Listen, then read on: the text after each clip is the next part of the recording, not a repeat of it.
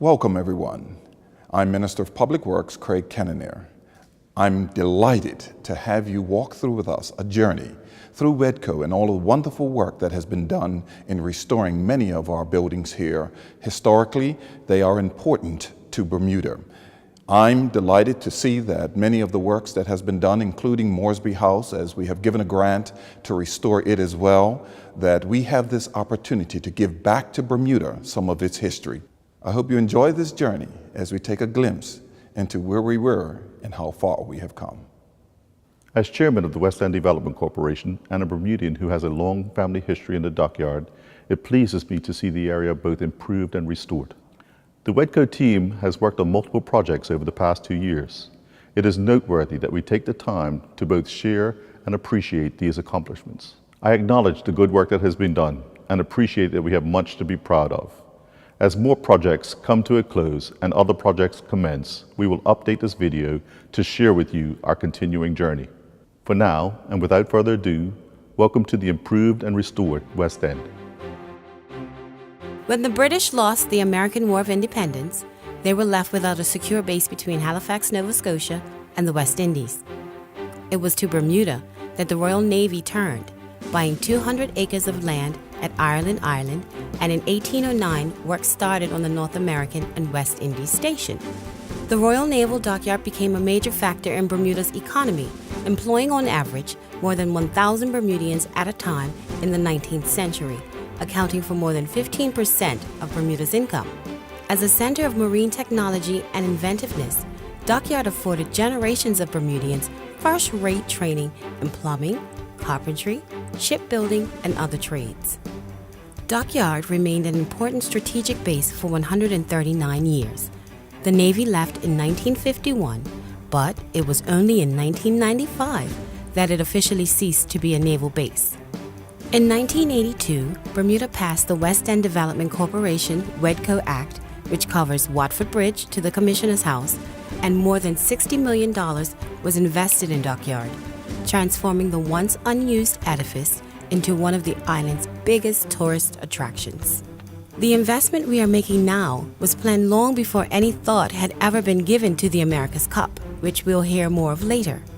We were given fresh impetus by a payout we received from insurance claims for damage caused by Hurricanes Faye and Gonzalo, which struck within a week of each other in 2014.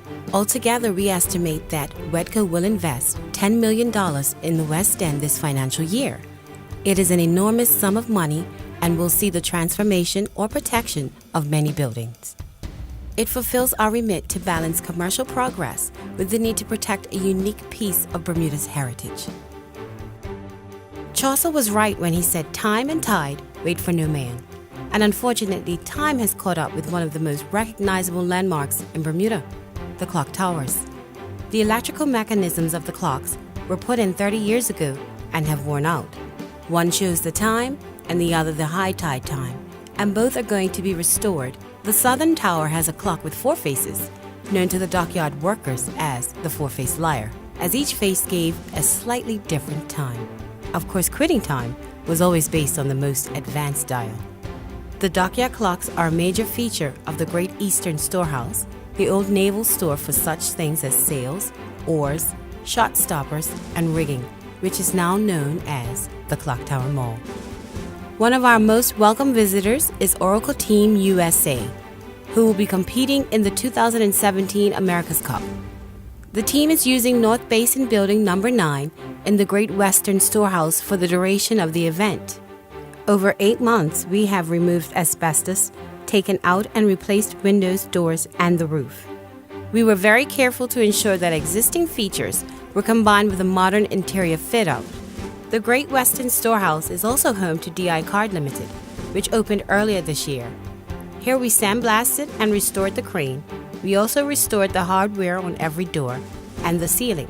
We are very pleased with the results, and if you haven't gone shopping for diamonds yet, you should.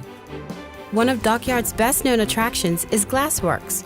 The building has undergone an extensive renovation taking 7 months to complete. With a new roof, new windows, a new gutter system, as well as a new fire alarm system, this building is as good as new and ready to stand for centuries to come. On your left, as you come into Dockyard is the splendidly named Chicane Building. Built in the 1850s and roughly 6,000 square feet, or about 1/8 of an acre, it was officially called the Machine Shop and housed the mechanical workshop. A steam engine was used to power belt-driven equipment, the same method used to power textile mills in the 19th century. We are making it wind and watertight, replacing the roof, giving it new windows and new doors. Inside there will be a new fit-out, and the electrics and plumbing will both be upgraded. When finished, we anticipate it will be home to a range of commercial activities, adding even more life and more attractions to Dockyard. We can't stop at the Chicane Building. We need to blow our trumpet just a bit more. At North Basin Building number 15, we were happy to help out the boys in blue who patrol our waters, the Marine Police. We carried out interior and exterior restorations, including specific interior layout and upgrades to accommodate the police. The roof was replaced, new windows and doors were put in, and electrical and plumbing as well as general interior upgrades were all completed. At the mini warehouses on Smithery Lane, we replaced the roof, carried out an internal fit-out, and put in new doors. They all have power and water and are available for use by tenants as storage space. Most of you will know the sail loft as the old movie theater. As the name suggests, it was where new sails were made and old ones repaired. Unfortunately, the movie theater is no longer there, but after a total renovation, it will be fit for use as an administration center for America's Cup Bermuda. What is rarely seen nowadays are the massive planks that make up the floors. It is said that they have never been sanded. You've heard the expression, if walls could talk, but what if these floors could talk? We have just made public our plans to restore Moresby House, although some of you may know it better as HMS Malabar. The work has been made possible thanks to a grant from the Ministry of Public Works. Moresby House was built in 1899 as the residence of the office in charge of works and will be restored and converted into office space. The building ceased to be used as a residence in 1951 when the dockyard closed, but was resurrected in 1965 as the Royal Navy shore establishment HMS Malabar. Initially, the headquarters of the Senior Naval Officer West Indies. HMS Malabar continued in operation in a variety of roles until 1995, when the Royal Navy presence in Bermuda was withdrawn. Restoration work will also include the Star of India and the bungalow. One of our most recognizable landmarks is the Victualling Yard, where we are removing asbestos. It was here that food was made and stored, and as such, it was central to Dockyard's operation. It must have been a very busy place.